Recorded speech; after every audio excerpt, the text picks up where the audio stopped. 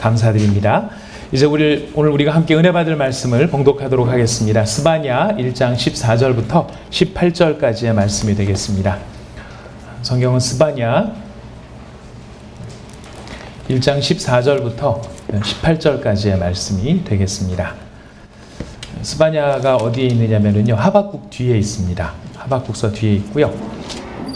하박국도 못 찾으시는 분들은 스바냐 앞에 보면 하박국이 있습니다. 둘 중에 하나 찾으셔서 앞뒤로 찾아보시면 스바냐서가 있습니다. 스바냐 1장 14절부터 18절까지의 말씀 다 찾으셨으면 저와 여러분이 한 절씩 교독하도록 하겠습니다. 저희가 읽는 이 말씀은 살아계신 하나님의 말씀입니다. 제가 먼저 14절을 읽겠습니다. 여호와의 큰 날이 가깝도다. 가깝고도 빠르도다. 여호와의 날의 소리로다. 용사가 거기서 심히 슬피 우는도다. 그날은 분노의 날이요 환난과 고통의 날이요 황폐와 패망의 날이요 캄캄하고 어두운 날이요 구름과 흑암의 날이요 나팔을 불어 경고하며 견고한 성읍들을 치며 높은 망대를 치는 날이로다. 내가 사람들에게 고난을 내려 맹인같이 행하게 하리니 이는 그들이 나 여호와께 범죄하였음이라. 또 그들의 피는 쏟아져서 티끌같이 되며 그들의 살은 분토같이 될지라. 18절 말씀을 같이 읽겠습니다. 그들의 은과 금이 여호와의 분노의 날에 능히 그들을 건지지 못할 것이며 이 온 땅이 여호와의 질투의 불에 삼켜지리니 이는 여호와가 이 땅 모든 주민을 멸절하되 놀랍게 멸절할 것임이라. 아멘. 예수를 믿지 않은 사람들에게 복음을 전하기 위해서 전하는 복음 전도의 프로그램 가운데 가장 유명한 것은 전도 폭발이라고 하는 프로그램이 있습니다. 아마 이 가운데서도 전도 폭발 훈련을 받으신 분들이 계시는 줄 압니다. 저도 전도 폭발 훈련을 받고 지도자 임상 과정 이런 것을 하면서 처음부터 사실 상당히 놀랐던 것은 이 첫 질문 자체가 주는 위압감과 이 질문 자체가 상당히 뭐라고 그럴까 너무 원색적인 느낌이 들어서 사실 마음에 부담이 컸던 것이 사실입니다. 여러분, 전도 폭발의 첫 번째 질문이 무엇인지 아시는 분들 계실 텐데요. 제가 말씀을 드리자면 이런 겁니다. 오늘 밤이라도 당신이 죽으면 천국에 들어갈 구원의 확신이 있으십니까? 이렇게 질문을 하는 것입니다.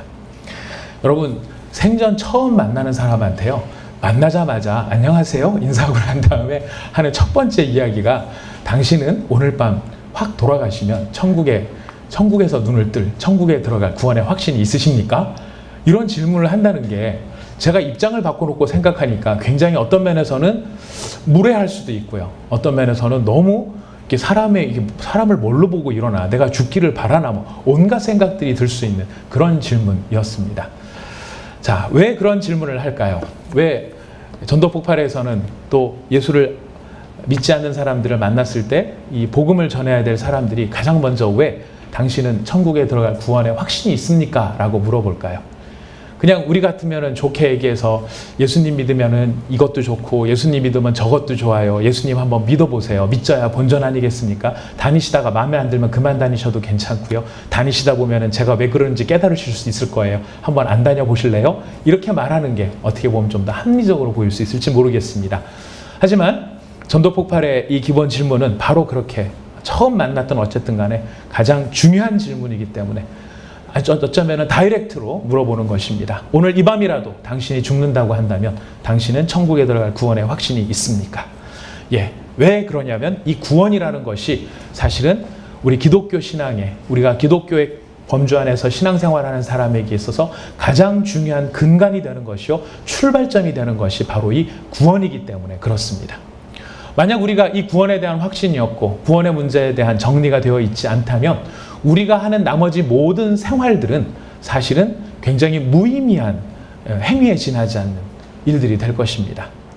오늘 여러분들께서 이 좋은 날, 해가 너무 뜨거워서 좀 힘들긴 합니다만은 참 좋은 날, 얼마든지 다른 일들을 하실 수 있습니다. 밀린 잠을 주무실 수도 있고요.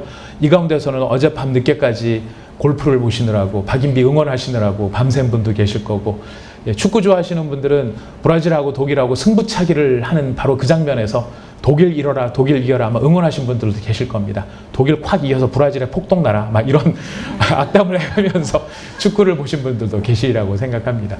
자, 그런 시간을 보내신 분들은 지금 시간이 뭐 하기 딱 좋은 시간이십니까? 주무시기 딱 좋은 시간입니다. 근데 안 주무시고 여기에 나오셨어요. 왜 나오셨죠? 이유는 하나입니다. 내가 세상 사는 것이 중요하고, 내 건강이 중요하고, 내 사업도 중요하고, 내가 내 생활을 위한 취미 생활도 중요하지만 내게는 그 모든 것들보다 더 중요하고 가장 중요한 게 있는데, 그것은 무엇이냐면 바로 하나님을 예배하는 일입니다. 제가 돈을 못 벌어도 좋고, 제가 건강이 회복되지 않고 내가 건강이 나빠져도 좋고, 내가 내 사업이 잘 안 풀려도 좋지만 나는 그 모든 상황에서 포기할 수 없는 것이 하나 있는데, 그것은 바로 무엇이냐면 하나님을 경외하는 것이고 하나님을 예배하는 것입니다. 그래서 저는 가장 좋은 시간, 가장 가치 있는 시간, 그것을 하나님께 드리기를 원합니다. 바로 이런 고백에 담겨 있는 것이 우리가 드린 예배의 가치인 것입니다. 바로 그런 예배가 그런 가치를 담아낼 수 있는 이유가 어디에 있냐면 바로 이 구원의 확신, 내가 구원받은 사람이고 하나님의 자녀가 되었다라고 하는 바로 그 확신에서 이 모든 일들은 가치를 갖게 되는 것입니다. 근데 우리가 이 구원에 대해서 좀 생각을 해보면은요, 성경이 이 구원받았다, 구원한다 이런 말을 가지고 사실은 굉장히 좀 폭넓게 쓰고 있습니다. 그래서 오늘 저희가 제목이 구원받았습니까? 라고 하는 제목이 설교 제목인데요. 이 구원, 우리가 말하는 이 구원의 가장 중요한 의미들을 우리가 새기기 위해서 구원 자체에 대한 좀 폭넓은 의미들을 좀 살펴보는 것이 필요할 것 같습니다. 성경에서 보면은요, 이 성경이 말하는 구원의 가장 핵심적이고 중요한 의미는 하나님과의 화해라는 측면에서 가장 중요한 의미를 가집니다. 그러나 성경에 나오는 모든 구원이라는 단어가 하나님과의 화해를 전제해서 이야기하고 있는 것은 아닙니다. 예를 들어서 우리가 지난 3, 4주 전에 사도 바울에 대한 말씀을 좀 드린 적이 있습니다. 사도 바울이 로마로 복음을 전도하러 가기 위해서 죄인의 신분으로 배를 타고 가는데, 그 배가 유라굴로라고 하는 광풍을 만나서 난파당하는 장면이 나옵니다. 그 난파된 상황에서 선원들을 구출해내는 그 일을 할 때, 그 일에 대해서 묘사를 할 때 사도 바울은 너희가 구원을 받았다라는 이야기를 합니다. 그래서 너희 생명이 살아났다. 풍랑에서부터, 이런 격렬한 자연 환경으로부터 네가 너의 생명을 건지게 되었다, 이런 의미지, 그 자체가 하나님과 네가 화해하게 되었다, 화목하게 되었다는 뜻은 아닙니다. 또 다른 면에 보면은 우리한테 좀 잘 알려진 말씀 가운데 마태복음 8장이 있는데요. 성경을 한번 좀 찾아보실까요? 마태복음 8장 23절 말씀부터 25절까지의 말씀입니다. 이런 경우에 구원은 또한 어떻게 쓰이는가 우리가 좀 이해해 볼 수 있는 대목인데요. 마태복음 8장 23절부터 25절 찾으셨으면 같이 한번 읽어보시겠습니다. 시작. 배에 오르심에 제자들이 따랐더니 바다에 큰 놀이 일어나 배가 물결에 덮이게 되었을 때 예수께서는 주무시는지라. 그 제자들이 나와 깨우며 이르되 주여 구원하소서, 우리가 죽겠나이다. 배를 타고 가는데 갈릴리 바다에 큰 풍랑이 일어난 것입니다. 그래서 그 풍랑 때문에 다 죽게 생긴 상황에 예수님은 주무시고 계세요. 그러니까 그 제자들이 예수님을 막 흔들어 깨우면서 하는 말이 뭐냐면 주여 구원하여 주옵소서, 이렇게 얘기를 하는 겁니다. 근데 이때 말하는 구원이란 어떤 의미겠습니까? 살려주십시오, 생명을 건져주십시오, 이런 의미가 될 것입니다. 여기서 말하는 구원은 하나님과의 관계가, 하나님과 제가 화목하게 해주십시오 라는 의미가 되는 것은 아닐 것입니다. 바로 이렇게 구원이라는 말은 같은 구원이라는 말로 표현되지만 의미상으로는 조금 다르게 쓰여지고 있는 것이 성경의 용례입니다. 자, 그런데 이런 아까 지금 풍랑에 빠진 제자들의 모습처럼 또 하나 비슷한 상황이 있었는데요. 예수님께서 산에서 기도하고 오시느라고 제자들이 먼저 배를 타고 이렇게 따로 예수님과 분리된 적이 있었습니다.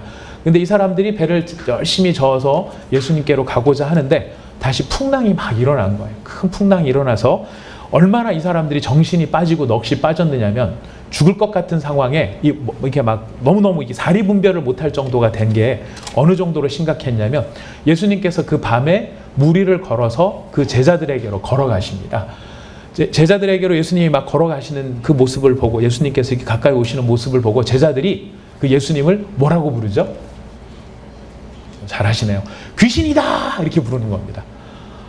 멀쩡해서 그럴까요? 아니요. 그 풍랑에 이 사람들이 얼마나 넋이 빠지고 정말 죽을 것 같은 상황에 극한에 처했느냐면은 정신이 사리분별을 못할 정도로 정신이 없는 거예요. 그런 상황에 예수님을 모습을 딱 보니까 그 예수님을 오 주님이십니다 하고 환영하는 것이 아니라 이제 우리가 죽을 때가 됐구나. 귀신이 우리를 영접하러 나왔구나. 그러면서 귀신이다 소리 지르는 그런 상황이 나타납니다. 자, 그때 예수님께서 뭐라고 말씀하시냐면은 내니 안심하라. 나다 안심해라 얘기합니다. 예수님이신 줄 알고 베드로가 예수님을 확인하고 난 다음에 너무 좋았어요. 그래서 베드로가 뭐라고 하죠? 진정 예수님이시면 저도 걷게 해주세요. 그럽니다. 예수님께서 걸어오라 얘기하십니다. 그래서 베드로가 배에서 내려서 그 풍랑이는 바다 위를 예수님을 바라보면서 걸어갑니다. 그런데 안타깝게도 이 베드로가 예수님만 바라본 게 아니라 자기 주변에 밀어닥치는 파도를 바라보면서 그 파도가 두려워 믿음이 사라지게 되고 그 마음에 의심이 생기면서 그만 물에 빠져들어가는 상황이 벌어지고 말았습니다. 그러니까 그 베드로가 뭐라고 합니까? 똑같은 이야기를 합니다. 주여 구원하여 주옵소서. 구원하여 주옵소서. 예수님이 대답하시죠. 믿음이 없는 자야 왜 의심하느냐 물어보십니다. 하나님을 바라보며 예수님을 바라보며 그가 믿음을 가지고 나갔더라면은 그 예수님의 은혜 안에서 아마 베드로도 바다 위를 걷는 그런 역사가 일어났을 텐데 그가 무서워 예수님을 잊어버리게 됐을 때 그는 살려주세요라고 외치는 사람이 되고 말았던 것입니다. 자, 이렇게 생명을 건지는 것, 죽음 앞에 있는 것은 사실 죽음의 문제는 누구도 쉽지 않습니다. 내가 죽게 생긴 상황이 됐을 때 죽으면 그만이지 뭐. 이렇게 우리가 건강할 때는 쉽게 생각할 수 있지만 막상 내가 죽어야 되는 상황이 됐다라고 한다 그러면 누구도 그 앞에 의연할 수 있는 사람들은 그렇게 많지 않습니다. 거의 없다고 생각됩니다. 이거는 어느 정도 누구까지도 지금 이런 모습을 보여주느냐면요. 우리 신약성경 히브리서 5장을 한번 찾아가 보겠습니다. 히브리서 5장 7절 말씀입니다.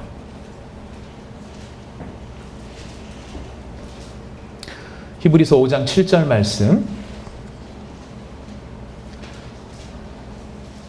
히브리서 5장 7절입니다. 제가 페이지 수를 안 가르쳐 드리는 데는 야속함을 표현하시는 분도 계십니다. 페이지 수를 말씀해 주시면 얼른 찾잖아요. 그러는데 성경책 찾는 것도 일종의 훈련이 될 수 있습니다. 그러니까 조금 불편하시더라도 이렇게 자꾸 찾다가 보면 여러분 잘 찾게 되시는 날이 아마 금방 이르실 테니까요. 여러분 말씀드리는 대로 잘 찾아주시면 고맙겠습니다. 히브리서 5장 7절 함께 읽겠습니다. 시작.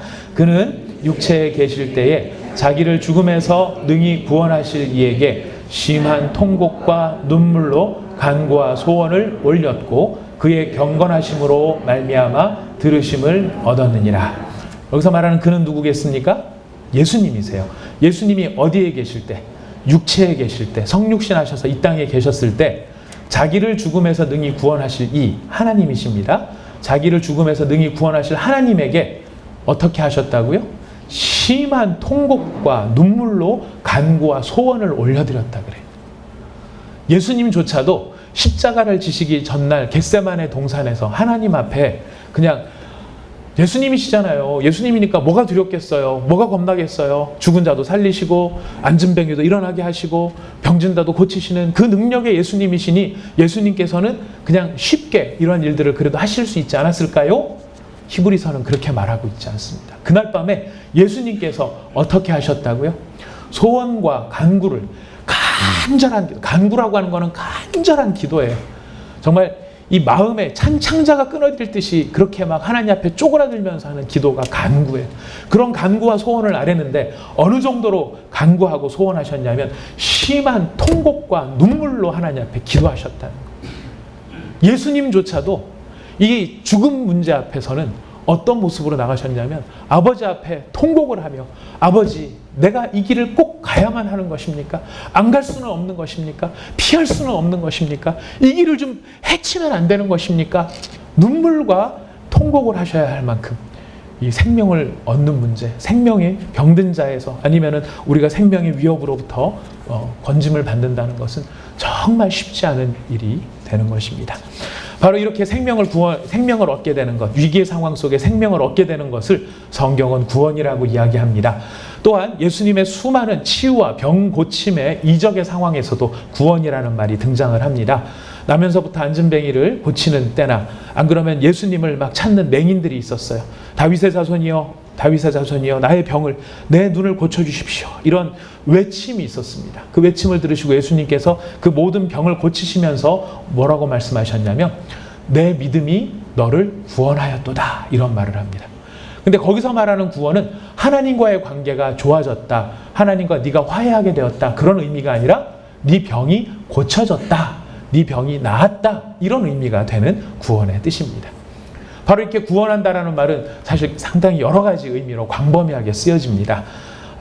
그 밖에도 제가 이제 뭐 두 가지 대표적으로 말씀을 드렸습니다만은 그것 외에도 우리에게 이익을 주는 것도 어떤 때는 구원이라고 표현하고요. 우리에게 안녕을 주는 것, 우리의 복지를 높여주는 것, 우리에게 평화를 주는 것, 우리를 부요하게 만드는 것들, 이런 것들을 다 구원이라는 말로 쓰기도 합니다. 뭐 구원은 꼭 성경에서뿐만 아니라 일상생활에서도 우리 그런 경우가 있죠. 권투 시합 이런 걸 보다 보면, 또 격투기 시합을 보다 보면 상대편한테 하도 막 이렇게 사이드에 코너에 몰려가지고 막 많이 맞고 있는 선수가 있습니다. 그래서 그렇게 상태에서 거의 몸만 이렇게 겨우 유지하고 있는 사람이 언제 구원을 받습니까? 종소리와 함께 구원을 받죠. 땡 하고. 예. 그럴 때 우리가 뭐라고 얘기합니까? 종소리가 저를 구원하였다, 그러죠. 위기의 상황 속에 있는데 그걸부터 빠져나오는 것들을 바로 구원이라고 이야기합니다. 자, 그러다 보니까 우리가 이 구원의 다양함 때문에 우리가 오늘날 예수님을 믿으세요? 아니면 당신은 구원의 확신이 있습니까? 뭐 여기 앉아 계신 분들도 다 예수님 믿고 구원의 확신이 있기 때문에 이 자리에 앉아 계시겠지만 뭐 이런 것도 한번 두들겨 봐야 돼요. 한 번씩 물어봐야 됩니다. 예. 제가 한번 여쭤보겠습니다. 이 자리에 계신 우리 사랑하는 모든 성도 여러분, 구원의 확신이 있으신가요?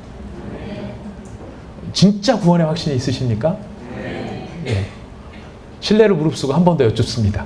정말 구원 받으셨다고 확신하십니까? 예, 감사합니다. 구원을 받았다 그러면 그렇다면 무엇으로부터 구원을 받는 걸까요?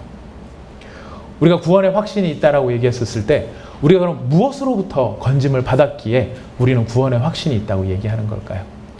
오늘날 많은 사람들이 이 구원의 아까 본질적인 의미보다는 구원의 다른 사이드적인 의미들, 바로 그런 것에 초점을 맞추어서 예수님을 믿으라고 말할 때도 우리는 이런 경우가 많습니다. 자식 새끼가 속을 새기십니까? 예수 믿어보십시오. 자식이 변화됩니다. 사업이 안 되십니까? 예수 믿어보십시오. 사업의 길이 열릴 것입니다. 돈이 부족하십니까? 예수 믿어보십시오. 돈이 생길 것입니다. 남편이 바람을 피십니까? 예수 믿어보십시오. 남편이 횡사할지도 모릅니다. 우리는 예수를 믿으라고 얘기할 때, 곧 예수를 믿으면 구원을 얻기 때문에 예수를 믿으라고 이야기할 때 우리가 그 예수로 말미암아 얻게 되는 여러 가지 구원받는 내용들을 설명할 때 우리는 이렇게 설명하는 경우가 많을지도 모릅니다. 자, 그렇다면 그 모든 구원들은 어디로부터 구원을 받는다는 이야기일까요? 우리의 가난과 우리의 질병과 우리의 삶의 어려움으로부터 구원받는 것, 이것을 우리는 구원이라고 생각하면서 예수를 믿고 있는지 모르겠습니다. 하지만 성경이 말하는 구원받았다는 말의 가장 중요한 뜻은 하나님과 사람과의 관계에 있어서 나타나는 구원이 가장 중요한 구원의 의미를 갖습니다. 말이 어려운데요. 하나님과 사람과의 관계에 있어서의 구원, 이것을 우리가 이해할 수 있도록 오늘 돕는 것이 오늘의 본문 말씀입니다. 여러분 스바냐서 아까 한번 읽어보셨는데요. 스바냐서 읽은 말씀 기억나십니까? 우리가 금메달 10개를 못 딴 게 굉장히 속상하신가 보죠? 대답들이 없으신 거 보니까요. 자, 스바냐서 1장 14절부터 18절까지의 이 말씀은 사실 밝고 긍정적인 메시지가 아닙니다. 사실 오늘 읽은 말씀은 우리가 굿 뉴스라고 하기보다는 사실은 배드 뉴스와도 같아요. 상당히 불길하고 두려운 소식들입니다. 전체적으로 매우 참 어두운 어조를 띠고 있습니다.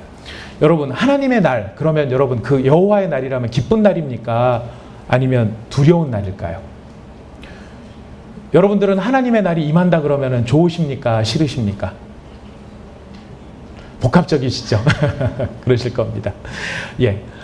성경이 말하는 바 여호와의 날은 사실은 좋은 날이 아니라 두려운 날입니다. 오늘 스바냐서가 이야기하고 있는 내용이 그 내용이에요.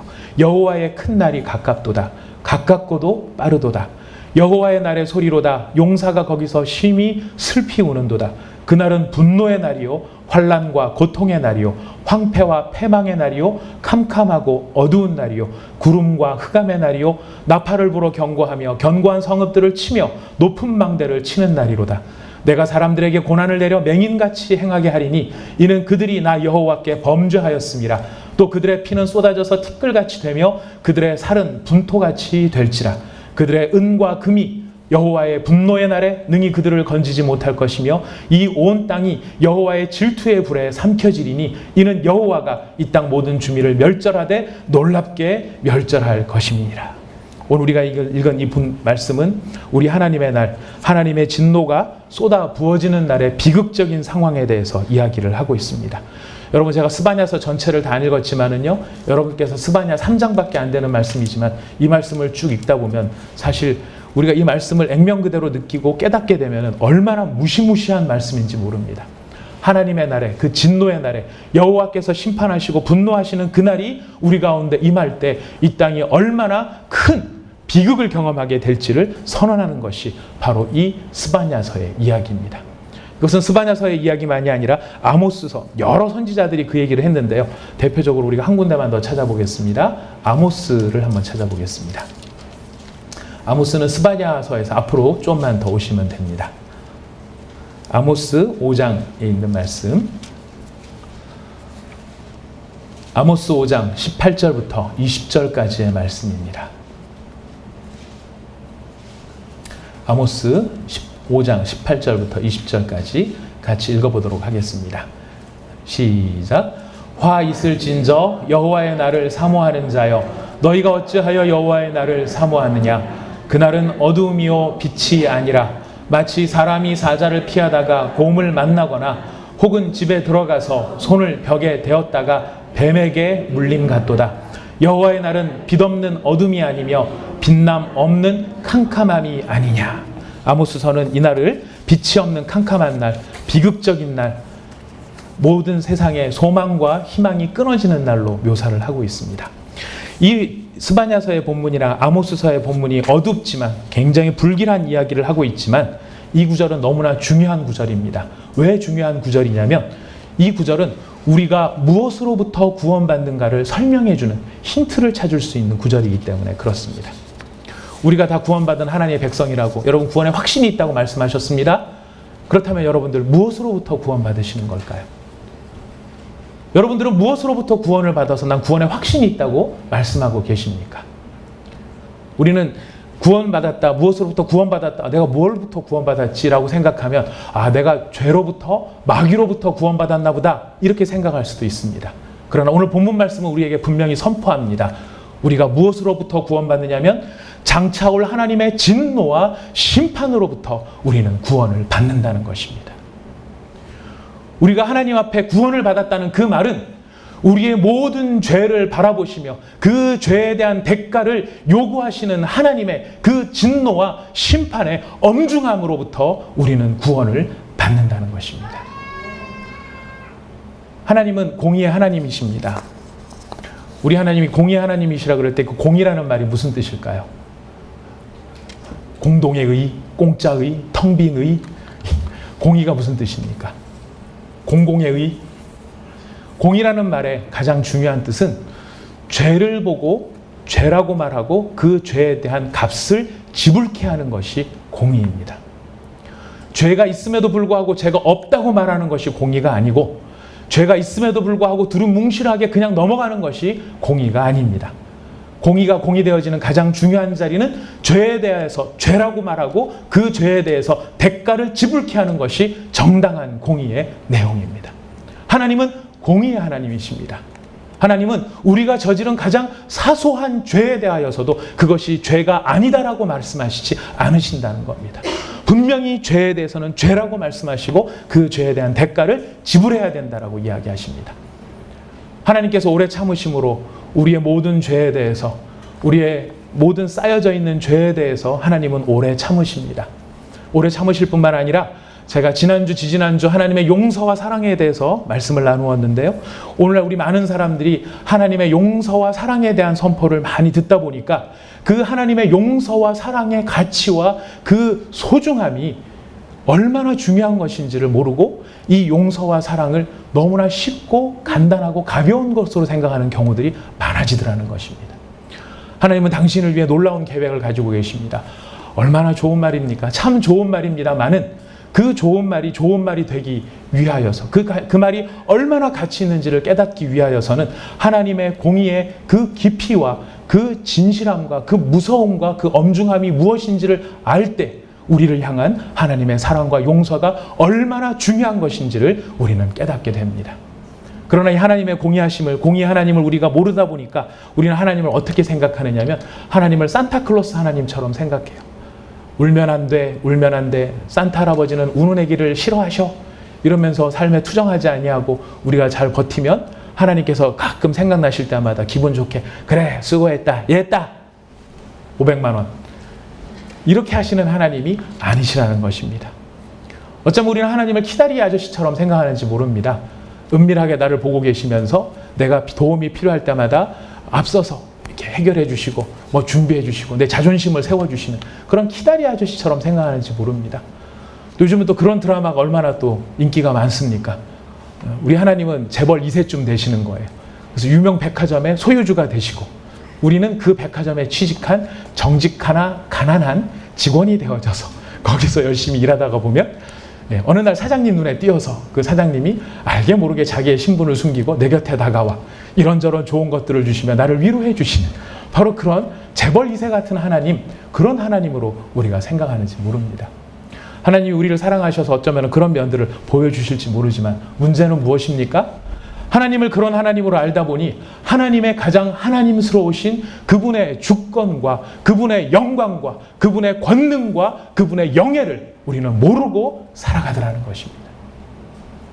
하나님이 죄를 오래 참으신다고 해서 우리 모든 것을 그냥 건너뛰시며 못 본 척 하시는 것이 아니라 하나님은 그 모든 것을 기억하고 계시고 반드시 기록하고 계시고 거기에 대한 대가를 지불케 하십니다. 그것이 어떤 날입니까? 진노와 심판의 날이 되는 것입니다. 이 여호와의 진노와 심판의 날이 얼마나 두렵고 떨리고 무서운지를 알지 못하니까, 그리고 그 구원이 하나님의 진노로부터 건짐을 받는다는 사실을 모르니까 이 땅에 지금 수많은 전도하는, 아까 말씀드렸죠? 예수님 믿으세요. 자식이 잘 됩니다. 예수님 믿으세요. 건강이 좋아집니다. 예수님 믿으세요. 사업이 잘 됩니다. 예수님 믿으세요. 남편이 승진합니다. 예수님 믿으세요. 여러분의 기도하시면 원하는 것들이 들어집니다. 하는 쪽으로 가다 보니 우리 예수님은, 우리 하나님은 우리한테 그냥 사랑을 주시고 싶어서 우리의 사랑에 부걸하고 계시는 그런 하나님쯤으로 우리한테 치부되어지는 바로 이 현실. 그 상황 속에 우리가 전도를 하면 사람들이 어떻게 반응을 할까요? 어떻게 하시는지 아십니까? 예전에 못 살고 힘들고 가난하고 병든 사람들은요, 그 말 가운데 응답하고 나올 수 있어요. 그러나 요즘 좀 보통 사람들한테 이런 얘기를 해보십시오. 예수 믿는 게 그렇게 좋습니까? 예수 믿어서 그렇게 평안합니까? 예수 믿어서 그렇게 많은 걸 가질 수 있습니까? 그럼 당신이나 잘 믿으세요. 왜? 저는 필요 없어요. 전 그런 도움 별로 필요 없어요. 그렇게 저 안 도와주셔도 그냥 살만합니다. 제가 뭐 엄청난 부자는 아니지만 그렇다고 남들한테 손 벌리면서 살 수 있는 그런 사람 아니거든요. 그런 예수님 전 필요 없어요. 당신 믿으십시오. 뭘 모르기 때문에 그렇습니까? 하나님의 진노와 그의 심판을 알지 못하고 우리 눈에 보이는 그런 우리의 인간적인 필요 때문에 하나님을 찾는다라고 생각하는 우리의 생각들이 하나님 앞에 우리를 서지 못하고 우리 자신들을 하나님 앞에 응석바지와도 같이, 우리의 신앙을 하나님 앞에서 응석바지와도 같이 만드는 그런 모습이 된다는 것입니다. 그럼 오늘 읽은 우리 스바냐의 말씀은 엄중히 선포합니다. 여호와의 그날이 이를 때에 너희들이 자랑하는 은과 금은 아무 소용이 없을 것이다. 그의 심판과 그의 분노를 다스리는데 너의 은과 금은 아무 소용이 없을 것이다. 너희들이 찾고자 하는 그 건강과 너희들의 부여와 너희들의 그 평안, 이 세상을 살면서 너희들이 누리고자 하는 그 모든 것들이 그의 분노의 날에 너에게 아무런 도움이 되지 아니할 것이다. 여러분, 우리가 예수를 믿는 이유가 어디 있는지 아십니까? 우리가 예수를 찾고 그분을 사모하며 그분을 붙잡는 이유가 어디에 있는지 아십니까? 성경을 한번 찾아가 보겠습니다. 데살로니가 전서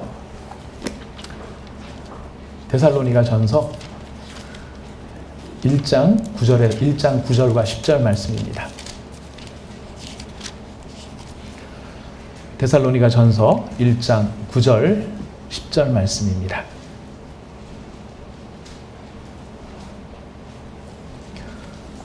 데살로니가 전서 1장 9절과 10절 말씀 함께 읽겠습니다. 시작. 이런 자들은 주의 죄송합니다. 후서를 찾아놓고 회개합니다.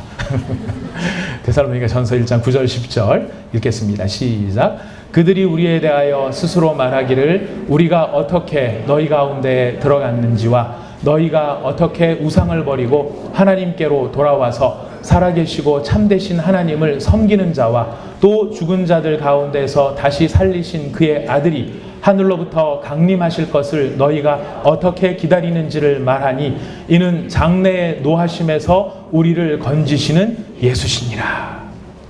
장차 오실 하나님의 진노와 하나님의 심판이 있는데 그 심판으로부터 우리를 건지시는 분이 누구시라고요? 예수 그리스도라는 것입니다. 우리가 예수를 믿음으로 말미암아 구원을 받았다는 것은 우리의 삶의 어려운 문제들을 풀어가는 해결자를 얻었다는 것이 아니라 하나님께서 우리를 향해 가지신 우리의 죄를 향하여 가지신 하나님의 모든 진노, 그 분노하심에서 우리를 건지실 분이 예수 그리스도. 그렇기 때문에 우리가 예수를 믿음으로 구원의 확신이 있다는 것은 우리가 장차 올 하나님의 진노와 심판에서 우리는 노임을 받을 것이라고 하는 것을 확신한다는 의미가 되는 것입니다. 여러분 구원의 확신이 있으십니까? 이 말은 이제 무슨 뜻이 되는 것입니까? 하나님의 진노와 심판 가운데서 여러분이 건짐을 받았다는 사실을 믿으시는 겁니까? 이거를 묻는 것입니다. 우리가 구원이 필요하다라고 하는 것은 우리 하나님 앞에 내가 죽을 수밖에 없는 죄인이었지만 그 죽을 수밖에 없는 심판 가운데서 나는 생명을 얻은 사람입니다. 하나님과의 관계가 화해된 사람입니다. 하나님이 내 모든 죄를 용서해 주신 사람입니다. 이렇게 고백하는 뜻이 거기에 담겨 있는 것입니다. 제가 올 초에 얼마 전에 신장결석을 알았습니다.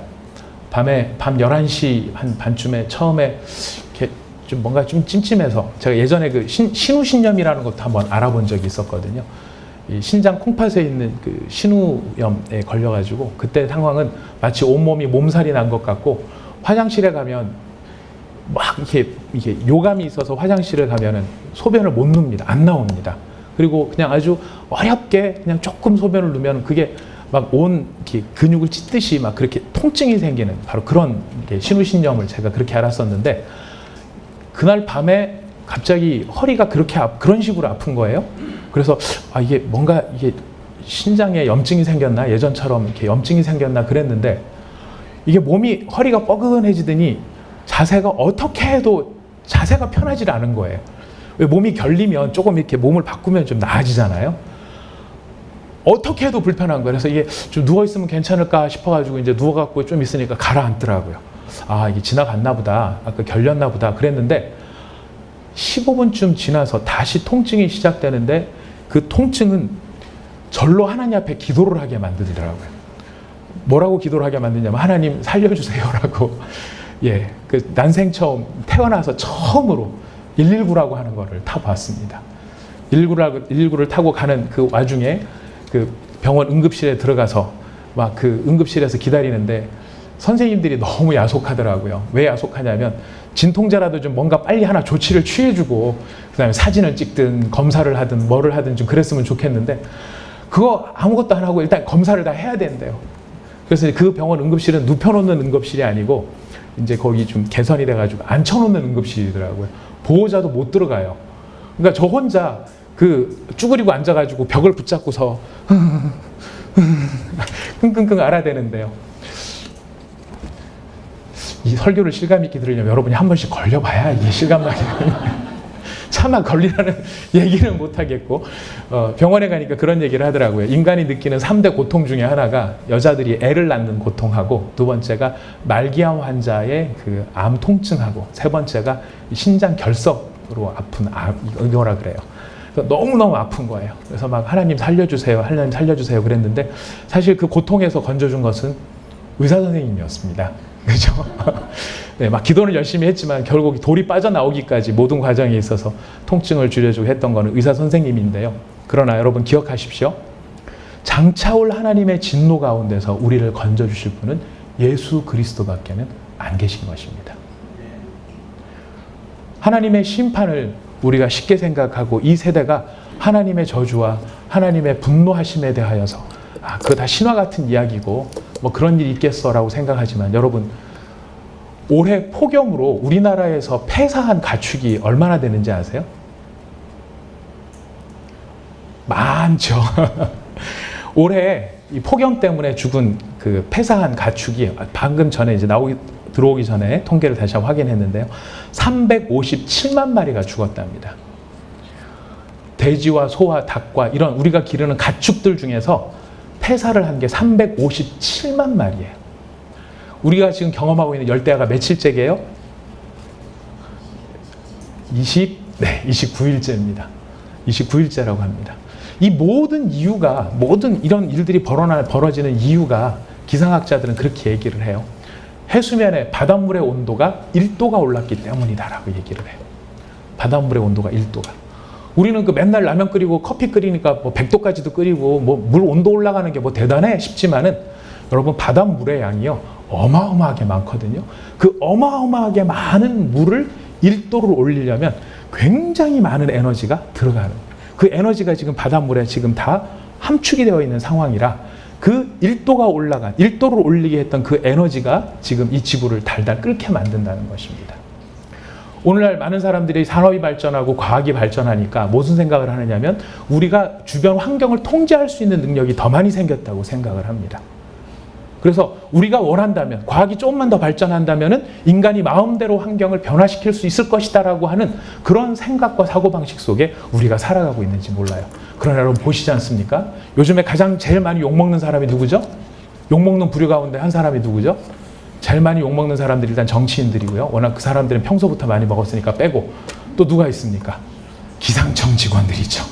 예, 본의 아니게 계속 거짓말을 해요. 정말 안타까워요. 저도 막 욕하다가 어느 순간에 안타깝더라고요. 예, 왜 안타까움이 들었냐면 인간이 과학이 발전하고 슈퍼컴퓨터를 가지고 뭘 한다 그러고 기상 모델이 어쩌고 해가지고 소프트웨어가 뭐 해갖고 했다 더 잘 예측할 수 있습니다라고 얘기하지만 이틀에 한 번씩 미안합니다. 또 틀렸습니다. 폭염은 계속되겠습니다. 내일만 지나면 또 계속 무슨 이야기입니까? 통제하기는커녕 예측도 못하는 게 우리의 실력이라는 거예요. 우리 마음대로 이것을 환경을 만들어가기는커녕 앞으로 무슨 일이 벌어질지조차도 우리가 가진 모든 능력을 다 발휘한다 할지라도 할 수 없는 게 인간의 모습들이에요. 그 상황 속에 벌어지는 비극과 같은 일들을 우리는 경험하고 있지 않습니까? 한 번 불이 나면은 서울시 면적의 25%, 4분의 1이 되는 면적이 한 번의 불로 하루 만에 다 타버리는 그 모습을 보면서 여러분 느끼는 게 없으십니까? 요한계시록은 예수 그리스도의 재림과 그의 심판에 대해서 강력하게 선포하고 있습니다. 그 강력한 선포는 우리로 하여금 겁을 먹게 하기 위한 필요할 땐 겁을 먹어야 되죠. 겁을 먹고 주님 앞에 나와야 됩니다. 겁을 주는 이유, 겁의 문제가 아닙니다. 하나님의 심판이 얼마나 확실한지 그리고 그것이 얼마나 무서운지를 우리가 깨달아 알아야 한다는 것입니다. 폐사당한 357만 마리의 문제가 아니라 하나님께서 그 심판의 날이 이르를 때에 요한계시록은 이야기합니다. 한순간에 지구상에 있는 인구의 3분의 1이 소멸되어지고 이 땅에 있는 모든 생물들이 3분의 1이 한순간에 사라지도록 만드는 그 엄청난 두려운 일, 그 일을 하나님이 하실 것이다. 그러니 어떻게 하라는 것입니까? 그 두려움 앞에 벌벌 떨라는 것이 아니라 그 두려움과 심판으로부터 건짐을 받으라는 것입니다. 그 장차올 하나님의 진노로부터 우리가 자유함을 얻고 나음을 얻고 생명을 건지는 일을 하라는 것입니다. 어떻게 할 수 있습니까? 무엇이 우리를 하나님의 진노로부터 우리를 건지는 것일까요? 그의 보내신 자 그리스도 예수를 믿는 것. 그가 우리의 구원을 위하여 보내신 예수 그리스도를 믿고 그분과 연합하여 하나가 되어지는 것. 그것이 하나님께서 우리를 구원하시기 위하여 만드신 은혜의 방편이라는 것입니다. 사랑하는 믿음의 형제자매 여러분, 우리 하나님께서 우리를 향하여 오래 참으심으로 베풀고 계시는 사랑과 용서는 너무나 귀하고 귀한 것입니다. 그 사랑과 용서를 우리 가운데 베풀고 계실 때에 우리가 이 사랑과 용서로 말미암아 우리 하나님의 마음을 더 잘 깨닫기를 원합니다.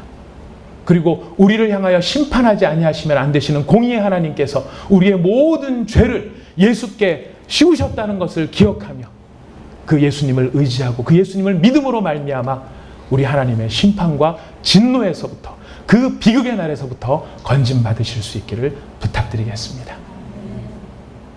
우리 하나님께서 우리에게 지혜 주셔서 하나님의 말씀의 엄중함과 그 말씀의 살아계심이 우리 가운데 깨닫게 해주시고 우리 하나님께서 주시는 진정한 이 용서와 은혜의 복음이 우리에게 깨달아지기를 원하고 이것이 용서와 은혜의 가치를 우리가 깨닫게 하시기 위하여 하나님의 진노와 그 심판의 엄중함이 어떠한지를 우리에게 또한 깨닫게 해주시는 은혜가 있기를 원합니다.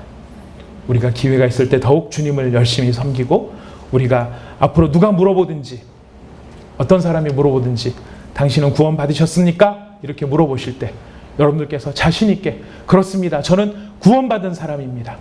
그 말의 뜻이 무엇인지를 여러분이 확신하시고 확인하시고 그리고 당당하고 자랑스럽게 선포하시고 증거해 주시기를 바랍니다. 저는 장차 올 하나님의 진노로부터 건짐을 받은 사람입니다. 그리스도 예수로 말미암아 저는 심판으로부터 건짐받은 사람입니다. 이것이 여러분의 복이 될 수 있기를 바라겠습니다. 기도하겠습니다.